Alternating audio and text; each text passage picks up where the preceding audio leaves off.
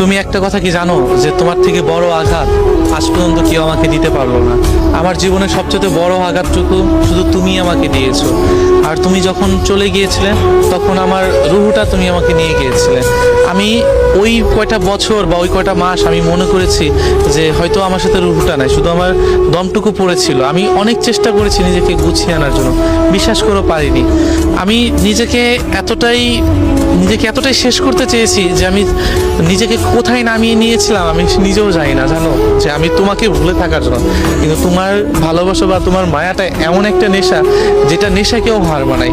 কোরবানি গরু দেখেছো না, বাঁচার জন্য যখন জবাই করেছে তখন বাঁচার জন্য ছটফট করেছে, নিজেকে বাঁচানোর জন্য হাজারো চেষ্টা করেছে, কিন্তু শেষ প্রান্তে তার মৃত্যুই ঘটেছে।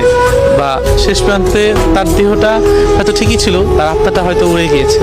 আমার যখন তুমি আমাকে ছেড়ে গিয়েছো না, তখন আমার কাছে না ওরকমই মনে হয়েছিল।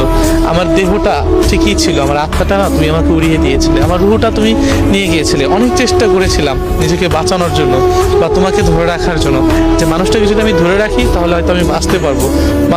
যে মানুষটাকে দেখলে আমার ভালো লাগে, যে মানুষটাকে দেখলে আমার সুখ জাগে, যে মানুষটা আমার শান্তি সুখ, সেই মানুষটা যদি আমাকে ছেড়ে চলে যায়, আমি থাকবো কি নিয়ে বা আমি নিজেকে রাখবো কি করে। আমি অনেক চেষ্টা করেছিলাম কিন্তু পারিনি। কিন্তু আমার রুহটা উড়ে গিয়েছিল, তুমি আমার রুহটা নিয়ে গিয়েছিলে। আমি কত চেষ্টা করেছি দেখেছো, যে তোমাকে বোঝানোর জন্য পা ধরেছি, নিজেকে বুঝিয়েছি, তোমাকে বুঝিয়েছি। দেখো, ভালোবাসা এমন না, এমন ভালোবাসার মানুষটাকে ছেড়ে গেলে হয়তো ভালো থাকতে পারবে, কিন্তু মানুষটা ভালো থাকতে পারবে না। যে তোমাকে ভালোবাসে সে মানুষটা ভালো থাকতে পারবে না।